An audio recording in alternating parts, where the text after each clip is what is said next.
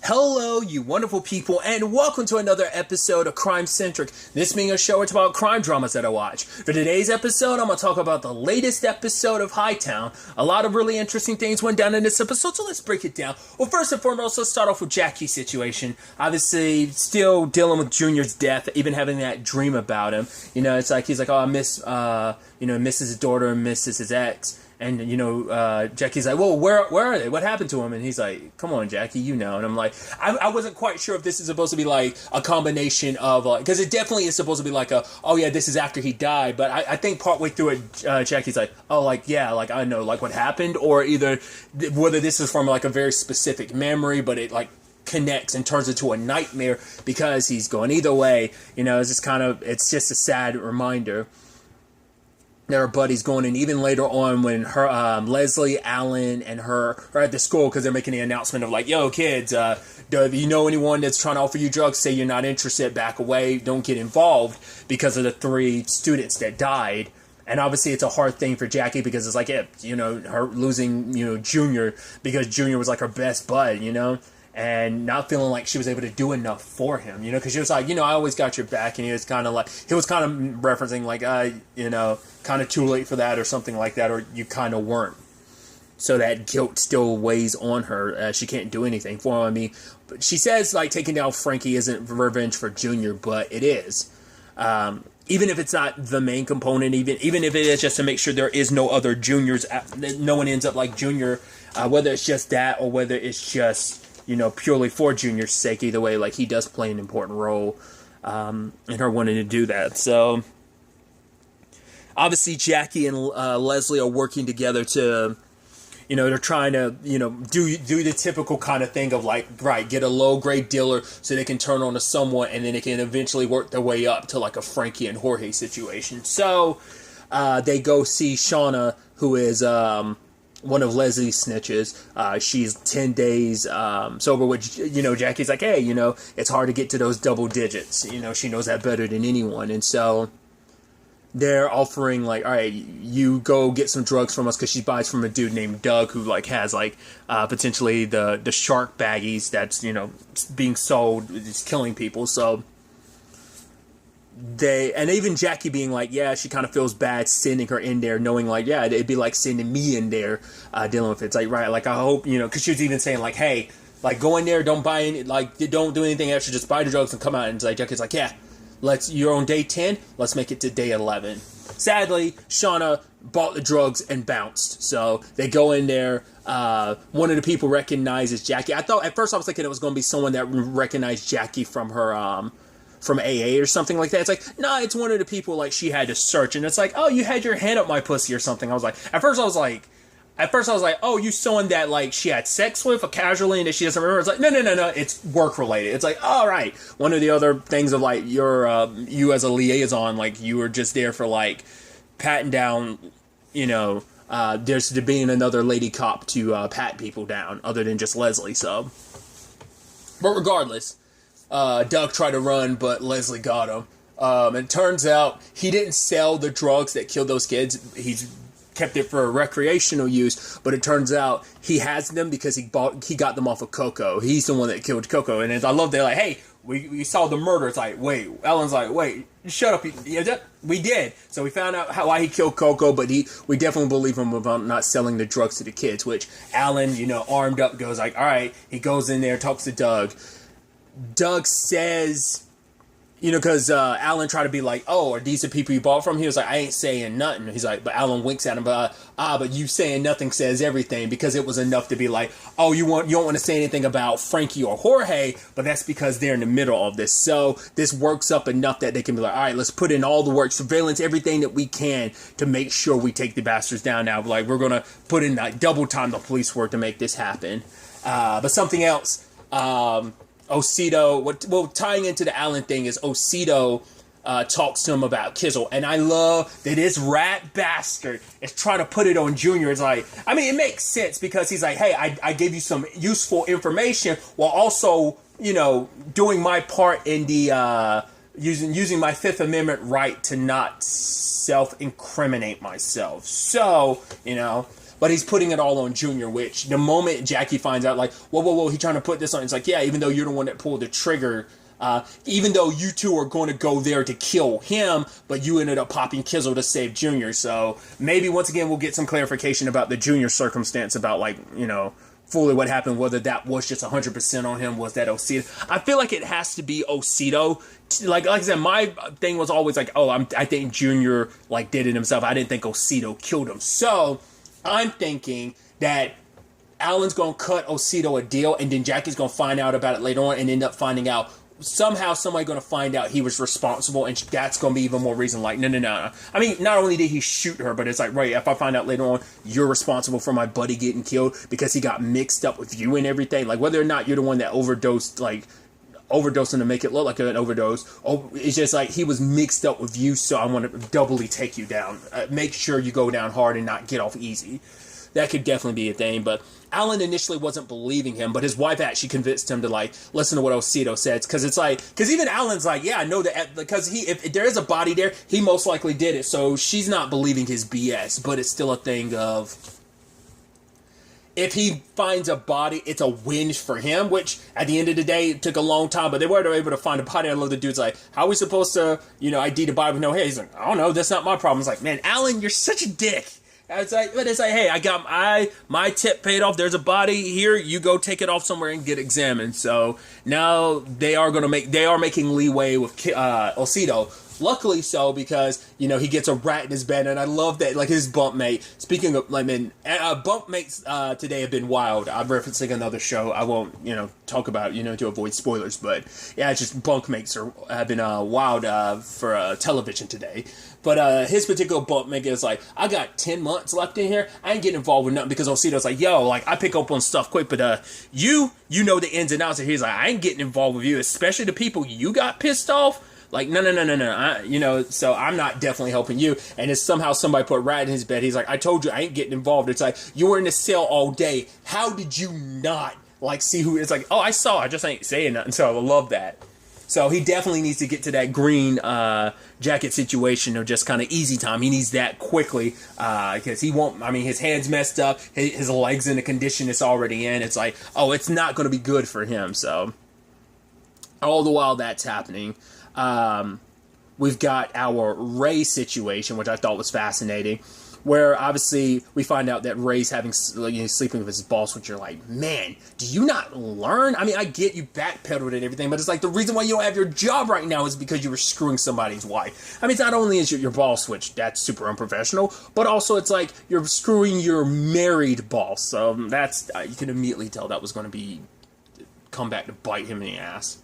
Now, whether that's in the form of, like, the husband finding out, well, at least in the whole debacle later on, because he, you know, a former cop offers him, like, a construction job, but none of it makes up for the fact is that, oh, I can't be a cop, it's what I'm good at. It kind of, you know, yes, it comes, I mean, that's a whole complicated thing of, like, oh, man, there's certain things you can't say, certain things you can't do. It's like, oh, yeah, good thing you retired when it became a cop. You're like, a lot of problematic talk going on there. So that's interesting that, you know, they've got that perspective, because it's like, oh, like, there's so much you couldn't get away with, because even the guy's like, oh, Ray Abruzzo got Me Too, like, he said, you know, so ugh.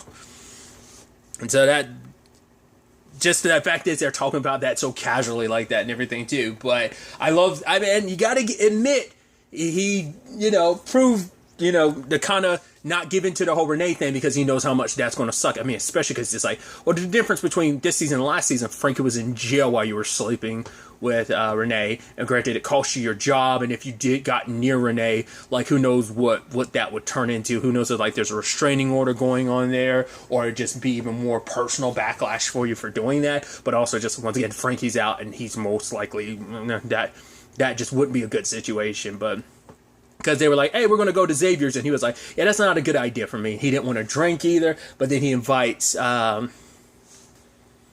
his boss over because he was thinking about Renee, but he chose her. Which is like, I mean, it's not a great option, but it's a better option than you trying to text Renee. So there's that.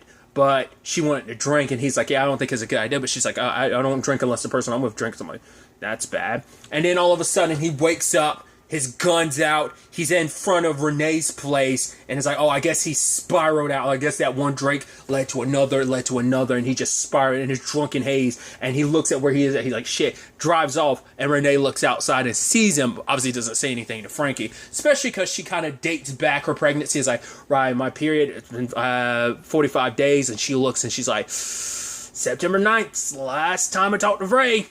Well, so like something happened between them at the very least. So it's like looking more likely if she turns out to be pregnant. It seems likely, but if she is, it's more than likely it's Ray. So that's going to be a whole thing, which I love that even Jorge is like bringing it up to Frankie, being like, you sure? I'm glad she did what she did. I mean, she's great. She got you and me out of prison, but are you sure there's nothing going on there that's making Frankie paranoid? And you're like, yeah, that's not good, putting those thoughts into your cousin's head, kind of getting him worried about it. It's like, yep, that's going to be a whole other issue, especially if he finds out about the pregnancy thing. Which, God, so many moving pieces in that regard, too, because like with Renee, Donna starts working at Xavier's, and now, like, Junior had a connection to them, but I don't know if Renee knew about Junior. Like, that was someone that worked with Frankie. So he was like, he worked with Ocido, who worked under Frankie. So, like, there was, like, a buffer zone in between them. But, yeah, like, Junior came to visit Frankie as well. So it's like, there is a more direct connection there. And probably, I don't know if Donna knows about Renee being not only with Frankie, but engaged to Frankie. I don't know if she knows about that bar's like, that club's own. Like, she just needs it for the money, but Renee tried to talk her out of it, because it's like, right, most people think they're just going to be here for like a, waitressing job, and then ultimately you just always sadly find your way to the pole, and, but she says that's not going to happen. We'll see.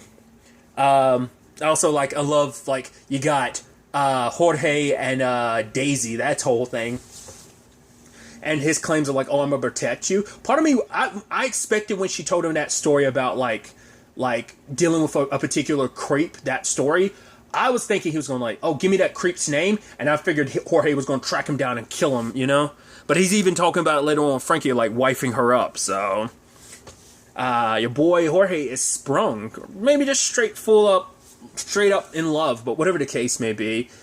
Frankie, Renee, because Renee got a seat at the table, and Jorge are talking with Charmaine, and it's like, right, she's just a kid. It's like, how old are you? It's like, none of your business. It's like, let me deal with like where I get the drugs from. But apparently how she's getting them into the Cape is by bus, and it's like, oh, what on a plane? It's like, oh, she's like, I ain't getting on no rickety ass plane. But it's like, yeah, a bus takes a lot longer, but obviously a plane will. But she doesn't have like the money and connections to make that happen. But Frankie's like, oh, we can. And Renee talks her into it. It's like, no, like first class shrimp cocktail. So Charmaine's more about the idea, but she ends up she talks about Gumdrop, who's the one responsible for those kids ODing. And so she's like, no, I took him off the drugs. Like, no one's selling right now because of that. But I made sure him in particular. But they're like, no, we just want to talk to him. It's like, Charmaine kind of figured what that was going to be about. But it's like, they're partners in this now. So he did screw up and put a lot of heat on them. So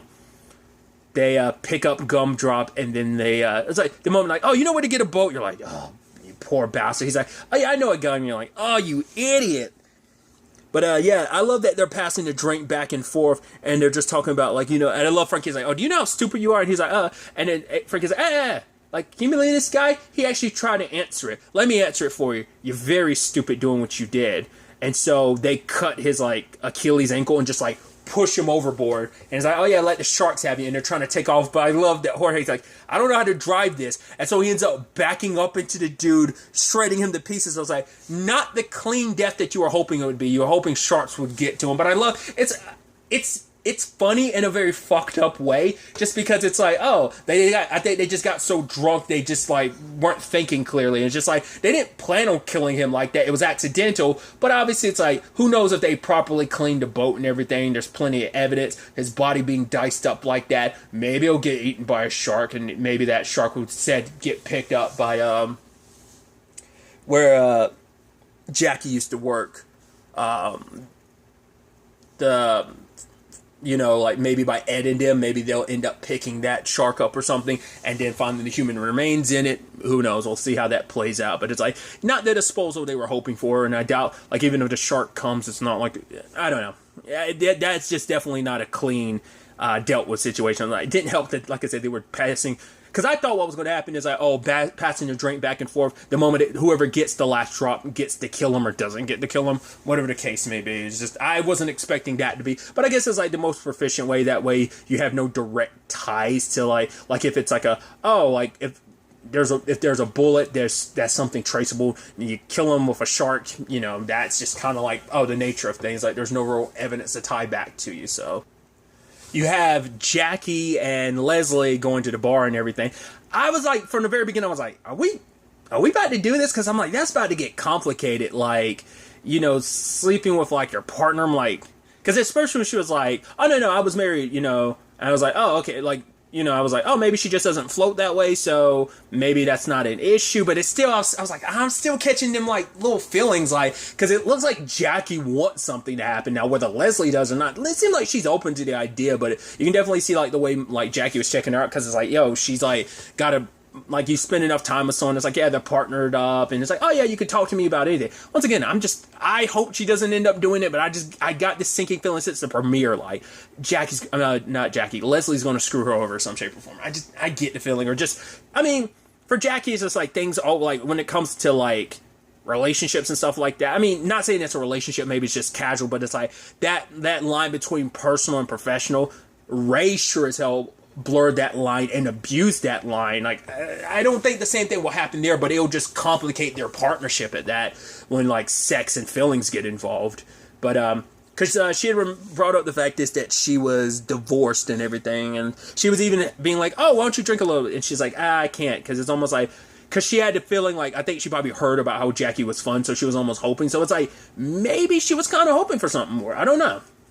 Whether or not it happened, it's like, the moment Jackie wakes up, I was like, and Leslie's going to be beside you, and there she is. Yeah. So that's like, I think that's just going to be complicated. That's a lot of complications I think neither one of them needs. I mean, especially because you're like, let's not forget, you're also the only two ladies on the force too, so I'm sure that's going to play a role in it, because it's like, I'm sure like Leslie doesn't want to jeopardize her job, you know, and be seen unprofessional. I'm sure she would probably leave Jackie to drown if it means saving her own job. I mean, especially because they made that point that, like, you know, Ray being like, oh, don't trust Leslie, she'll stab you in the back. Like, they set that up to be like a foreshadowing thing of like, no, it's going to come full circle and she's going to stab her in the back, just because they've set that tone already by having Ray even say that. Because he feels like, oh, she stabbed him. I mean, to be fair, you're the one that created this whole circumstance you're in, so you can't really blame Leslie, that was you. Even if it was her taking an opportunity, you presented the opportunity, so... Yeah, it's definitely going to be interesting to see where the next episode takes us with all of this. But really, that's all I'm going to talk about. Until the next time we meet, be happy, be safe, live life to the fullest, and enjoy it. Good day, and goodbye.